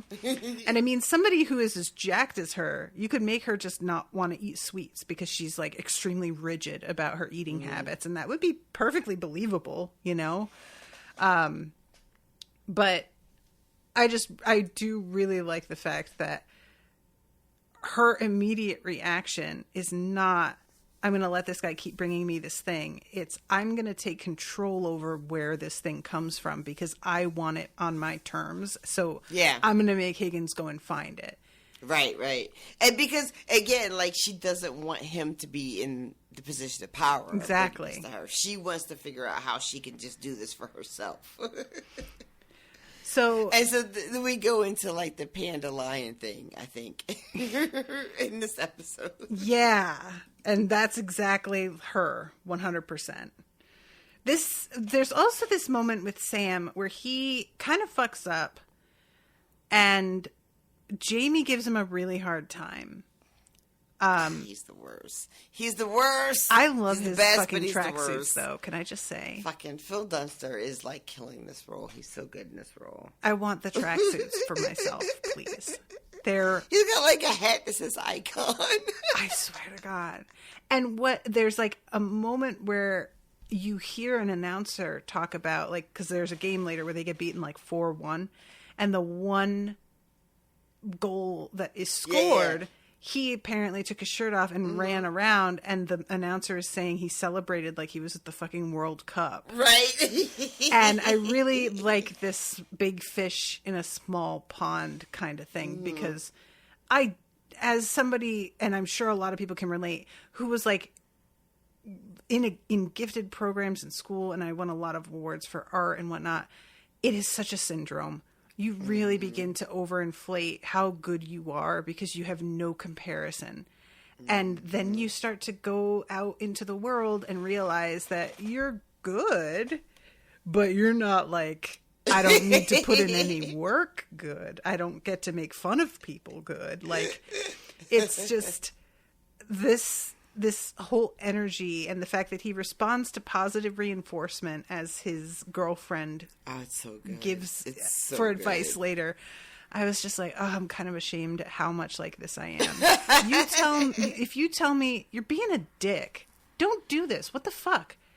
I am going to get so snotty and resentful. But if you tell me, you are so good at this, and I just really hope that you're able to incorporate XYZ into the thing that you are so exceptional at. I'm like, you were trying to meet those expectations. I am just going to be like, I'll show you I can be even better than the amazing self that I already am. It's just truly the way. It really is, though. I'm really like not proud of it.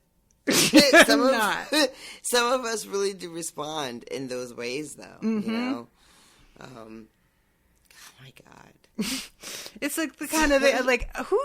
Some people respond to negative reinforcement and I get that it's different for everybody, but I always feel like if you respond more to negative reinforcement, it's not really a response so much as like a reaction. Yes. And like everything that I do is going to be me trying to avoid making you angry instead of striving to do my best.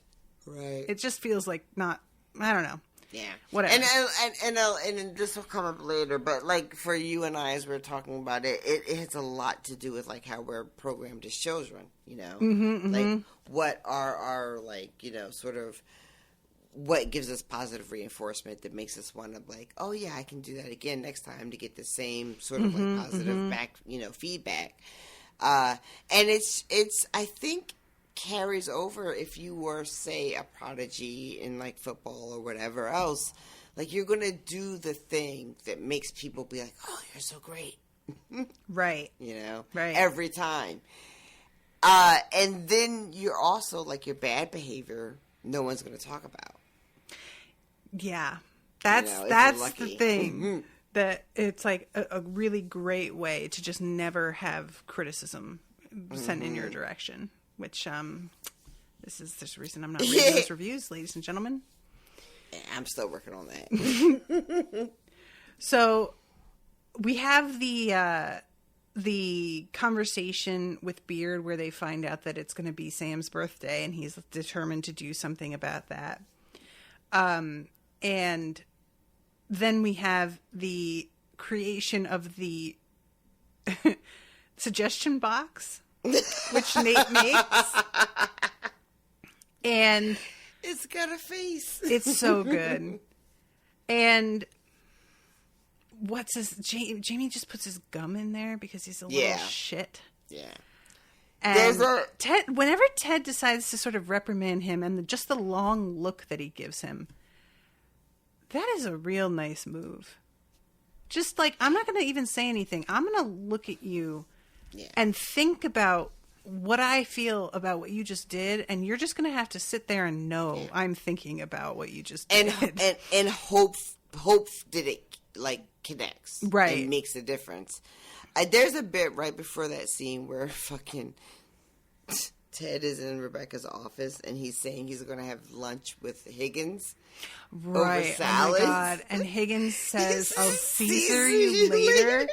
And Ted was out the door. And he comes back. He comes catapulting back in. Like he almost knocks the door off its hinges with his excitement. I laughed so hard. Oh my God. And finally, there's like another moment where he's unwrapping gifts that his son sent.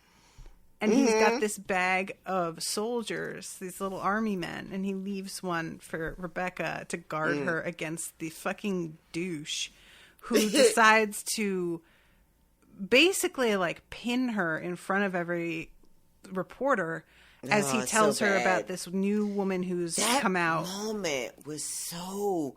Like, all the cameras, like, flicking, you know, and capturing her humiliation. Mm-hmm. That moment was so hard to watch. Yeah. Oh. And it's just really, like, I don't know how people who instigate those moments live with themselves. You know? Like, there was photos circulating recently of what's his face who just married J-Lo, Ben Affleck, crying on their honeymoon. Yeah, and clearly the photos were taken with like a fucking 2-mile lens. Like the kind of thing this they're in a wooded area, obviously trying to avoid being seen. And somebody snapped it and it became a fucking punchline all over. No. And I just can't understand being someone who feeds into that and like sleeping at night. Like, what's wrong with you? Something's wrong with you. Deeply. Genuinely, deeply, actually get therapy. But, yeah, she's put on the spot, and you just really see, like, Ted watching her and realizing how fragile she actually is. Her whole, like, hard exterior is brittle.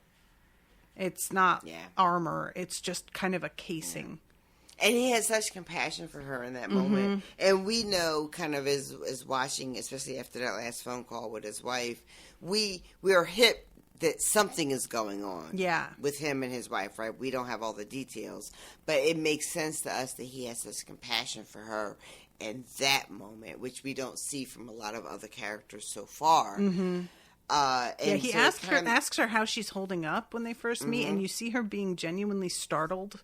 Yep. That he's he's genuinely asking. He's not making a joke or anything. It really feels like no one else has asked her. Nope. You know, like we don't know for certain, but it really does feel like this is the first time someone has genuinely been like, "Hey, how are you doing?" You know. Yeah. So he gives her this little soldier, and in signifying that she is going to throw him under the bus at the end of the episode, she throws it. She knocks it over, I think, or something. But I hope she keeps it. Sam, however, does not keep his. This moment. I love this when he tells him straight to his face. It's so good. I don't have the same affection for the American military that you do. Listen. And Ted says, "Oh, right, that makes sense because of the imperialists." When I tell you, I fucking stood up and cheered at the screen the first time I saw that. It was so simple. It was just said. It was done. It was acknowledged. Boom. Yep. Done. I was like, oh my God, this is what we've been talking about. Yep. It's so good. It was, and Ted is just like, oh yeah. Makes sense. This is the kind of shit that I point to when people talk about how you can't say anything anymore. How are you supposed to do comedy if you can't? Ugh. You make fun of the imperialism. That's what you do. And it's funny because it's fucked up. And you can still acknowledge it's fucked up while mocking it in a way that, it's just so short-sighted and uncreative, peasy, right? Yes. It was not that complicated to do that, to set that joke up, to have it land, and it was just done, and then we moved on to the next thing. And people act like it is the most complicated thing in the world. How will we ever manage? This is something that I really appreciated about Brooklyn Nine-Nine as well, which is unfortunately, to a point, propaganda, so I understand people's issue with it. But they really did try to, get better as seasons went on and make better jokes, because there was some unfortunate stuff in the first season. And even little throwaway lines. At one point he says something like, "Somebody stop me," and everybody looks at him like, "Really?" And he says, "Sorry, I was just rewatching Ace Ventura last night." Held up pretty well, apart from some severe transphobia at the end. And he just acknowledges that, and then they just move on to the next joke, and it's nothing. That's all we ask for, kids. Just the acknowledgement. Yeah. They act like we're asking for the entire world when we're literally just asking for a throwaway line to acknowledge the thing. So, and that bit with Sam's birthday, it is a really interesting moment because they're playing music. They're playing great music, by the way. Yeah, it's entirely really my jam. I want to be at this party.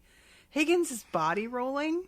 Oh my God, it's so good. Genuinely not a bad body roll, Higgins. Okay, I see you. I low key wish I watched Downton Abbey so I could just have a frame of reference for what he did on that show versus this show, but I never watched it really. I don't remember who he played in that. I think he played one of the butlers, one of the house guys. No, one of the butlers. Listening to yourself. I know, that. I'm sorry. So it was a whole house staff, though, right? Yeah. One of them. But this scene, it's interesting to me because Roy leaves while they're partying because he's angry that they're not taking shit seriously, and there's just a feeling of he's winning you guys over because you're idiots and you're letting him pull the wool over your eyes with his cake and his music, you goofs. But then when he turns on the water and it's an actual water pressure, all of a sudden there's maybe there's something of substance, but he still can't really admit that. And then we've got Jamie, who is has that positive reinforcement moment with Ted saying you're one of the best, or she says the best athlete I've ever coached, which I don't know if that's remotely true. But that's what he says. And Jamie seems to really stop and think, and it gets through to a point. Yeah. But then when he steps outside and the reporter stops him, he then throws Ted under the bus for having a party, even though they lost. Having a party when we lost the game, Yeah. And that's the thing, too. Like, I think that my opinion is when Ted tells Jamie that he's one of the most gifted, athletes he's ever seen. I think that's like 100% sincere, because we're supposed to believe that Jamie really is like that guy. Mm-hmm. He's like the superstar on the team. He's making all the goals. He's making all the points. Like, he's that guy. But he's just so shitty in every other respect. Yeah. So I think that Ted is like 100% sincere in that moment. And it just really sucks, because trying to get from that moment of giving him like positive reinforcement to trying to get Jamie to be like halfway decent teammate, that's going to be a long road. What I want to know is like, is there anything more between Jamie and Keely other than sex? Because if he actually likes her as a person, there's a lot more hope that he's going to get along with Ted eventually, because they seem very similar to me. Yeah, I will have to just see what you have to say when you get to episode 3. It's just, it's like she's a supermodel, apparently. Well, the thing about Keely I love too is that it comes up a little bit more later, but we find out that she actually, one of her lines later will be, "Why are you famous?" And the answer is, I'm famous for almost being famous. I love that. I mean, it's the moment when Ted comes to talk to her and she's like wriggling around with that bottle of caffeinated vodka. Oh my God. As Juice by Lizzo plays. Her hair in that scene, it's so bad. It's so very bad. Is it the crimp scene? No, which it's not crimped. It's just blown out. And she's got a really high forehead like me. And so for the hair to be lifted that much off of the high forehead, it makes her look like she's like Frasier Crane. Oh my God. Harsh. Listen. But yeah, I'm just really curious about what is between her and Jamie, and if it's just purely circumstantial that he's like a sports star and she's some kind of like borderline famous socialite, like yeah, exactly. Yeah. Paris Hilton type. Or was there something about her that really like drew him? And because obviously at this point she could do better, I think. But she's also very young. He's very hot, and maybe he fucks really good. So maybe that's all she really has to worry about right now. Sympathize. Mm-hmm. But I am curious about where that's going, because especially, and with Sam as well, just like him being homesick, and they get him some of the food that he had when he like ate all the time at home. I really do enjoy the thoughtfulness of it. It comes back, like Ted mentioned this earlier, with the barbecue sauce. Don't you have something that you can eat in your home again? Yeah. And then he does this, and it's just a nice, like, bringing that back around. I love that moment, too, where Rebecca, like, looks at the cookies, but she can't admit that they do that for her. Because she's still, like, so guarded. She just says no. Yeah. And, like, does he know something about her? Because those cookies doing that for her feels like he must know something. It feels like he had like an in on that, but there's no indication that he did. Yeah, I don't know.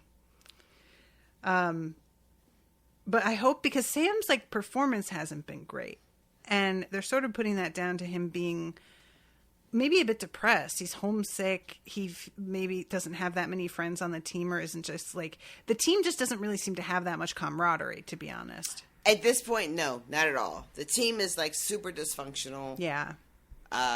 There's like, there's Roy Kent, and then there's everybody else.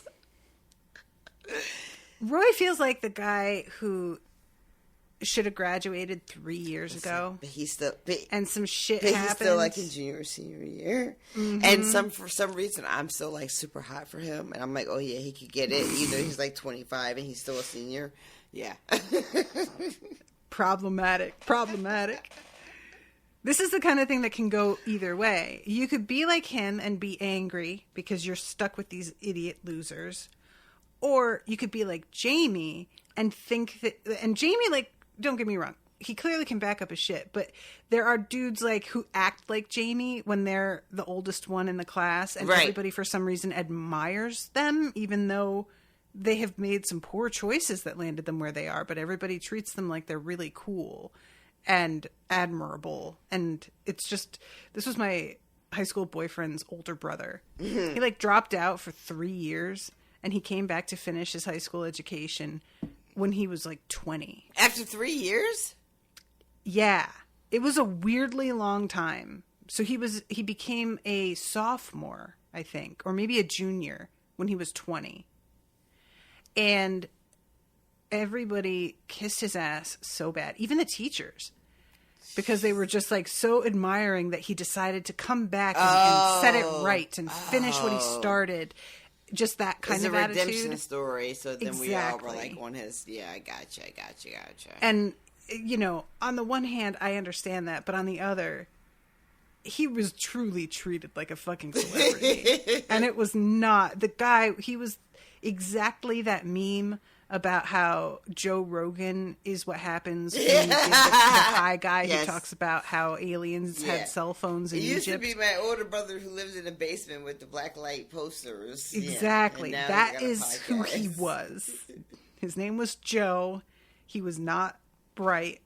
He had weird conspiracy theory ideas. And definitely is a Trumpster at this point, I'm sure. QAnon. Probably not even Trumpster, like full-blown QAnon at this point. Yep. I saw somebody call them Trumplings. And I don't know why, but that one really sent me. I've seen a lot of names. There is something about that is like so offensive and dismissive. I love every bit of it. It's that it sounds kind of like dumpling, but it also sounds like a offspring. Like you would like. Oh, you poor little Trumpling! Like you're like so immature, you don't even know any better. Like you just hatched out of the egg. You don't even know. Oh, but anyway. Roy has decided that he's just going to simmer near boiling point and get through it with his head down. And we'll see how that works for him, but we will. This is a man who has lost touch with his joy and he needs to get it back. This moment at the end where they're like, after the game, they've lost, and it's Sam's birthday, and they're all dancing a Tribe Called Quest, and Higgins is dancing. I don't even know if the dancing is appropriate, but Higgins is doing it. Yeah, he's very excited to dance. Is the vibe I'm getting. He's like, immediately there's music, and he's like, oh, I haven't done a body roll in a long time. Let me just bust that out. It really does feel like he's been waiting for an opportunity to do this, right? Yep. Oh my god, I forgot that the entire crowd chants wanker. All the time. Out. All the time. Everybody. Oh my god. The kids at the bar, there's like we haven't really met them yet, but there's a couple of scenes that cut to like a bar where everybody's watching the game. And there's the barmaid, May, and then there's the three kids. There's Baz, Jeremy, and Paul, who are like the ones that are always like commenting on the screen. So May is like the older lady that like is at the bar behind them. She's a great actress. I've seen her in like so many things, and every time she shows up, I'm excited. She's like a regular like BBC chick, right? You see her all the time, right? Yep. So they are a lot. She played a real weird character in a Doctor Who like arc. Oh, really? Yeah. Oh, that's funny. I didn't know that. So they're all a lot of fun. And then we have the bit where Ted goes to Keely's photo shoot where she's dressed as a lion. And they have, like, the paparazzi taking pictures. Right. And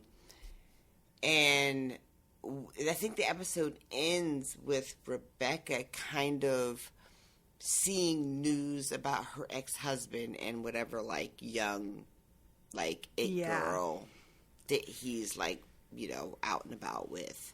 Yep. And it sort of like ends with her being like looking at this news about her ex-husband and deciding that she wants to double down on this paparazzi story with Ted and Keely. Yep. It's interesting because, like, both her and with Jamie, like, he looks like he's going to take Ted's advice and give the good quote.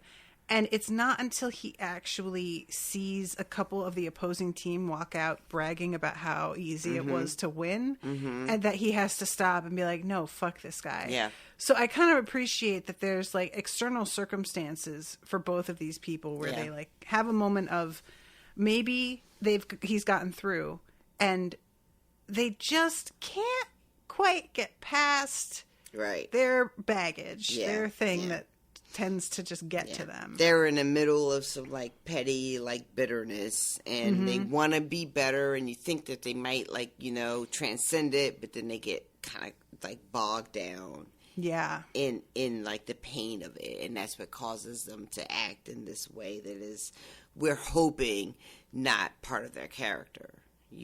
But we don't really know yet. You know, I need her to stop watching the news and stop reading things. I mean, I'm trying to imagine, like, we haven't met him yet, but, like, we know that she was married to somebody who was wealthy enough to own a fucking soccer team. So that's, like, big, right? Yeah. And she's been humiliated, and we don't know all the details, but trying to imagine that type of humiliation on that grand scale and what that could drive you to do to try to sort of get, like, vengeance, you know? Feels reasonable, if not excusable. I'm looking at it, and it's not even a girl that he's with now that sets her off. It's the girl that he had an affair with for years while they were married, who just came to the press. It's the same one that, like, they put her on the spot for earlier. Yeah. So, it's just this weird thing, like, and I don't want to say too much, but, like, the idea of having been so hurt and so humiliated and so devastated by someone you trusted and you loved and you married and yada, yada, yada, and they hurt you to such an extent that you are trying to hurt them back, and you don't care who you use in the process of trying to get that goal, right? Which is a shitty thing to do. But rich people. Right? You know? So, I'm so excited we started this! Yay! I am too. I'm really, like, I want to go and watch the third episode right now, but it's also quite late. Well, and it's later for you. I'm glad you enjoyed the first 2 episodes. I was like, oh, she's going to like them? I don't know what's going to happen.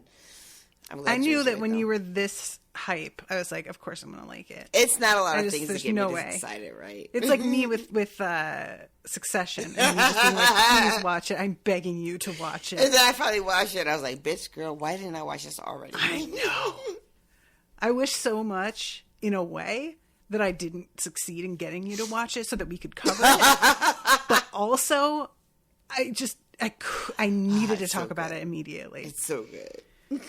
When the next season comes out, I'm going to be all over the fucking platforms, guys. So be ready to do a rewatch when the next season comes out. Like, I'm already ready to, like, go back to season 1 just to prepare myself for the next season. I'm already cringing remembering stuff. It was so bad. It was so hard to watch. And just, like, real quick, and I'm going to try and couch this so that it's not too big a spoiler. But you know the moment with Roman at the board meeting, the moment where he realizes his mistake. Mm-hmm. Somebody captioned that with, what's his name's lawyer when he realized that he forwarded the entire Alex Jones shit. Oh my god, that's amazing. And it was just such a perfect combo of the two. That reminds me. I need to send you the email from my job shit.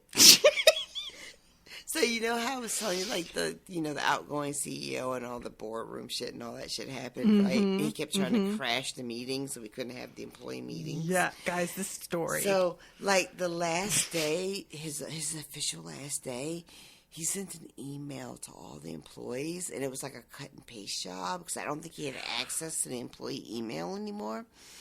And in his email, he fucking quoted, like, what the CEO said about him 12 years ago he was like, when I joined the company in 2010, so-and-so said such and such.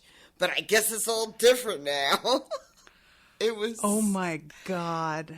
It is so petty and so childish, and I can't believe these are 70-year-old billionaires. Y'all, this shit that Rashawn's company has been going through, which shall remain nameless, is truly some successionist It's shit. been super wild. I took a screenshot. I'll send it to you so you can see it.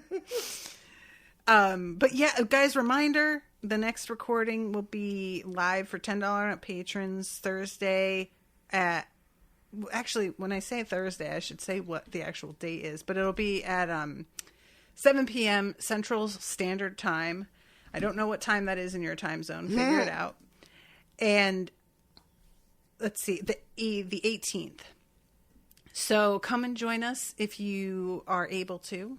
And for those who are patrons $5 and up, this episode will be dropping several days early. I'm going to try and drop them Sundays, and then they'll go up for the public on Wednesdays.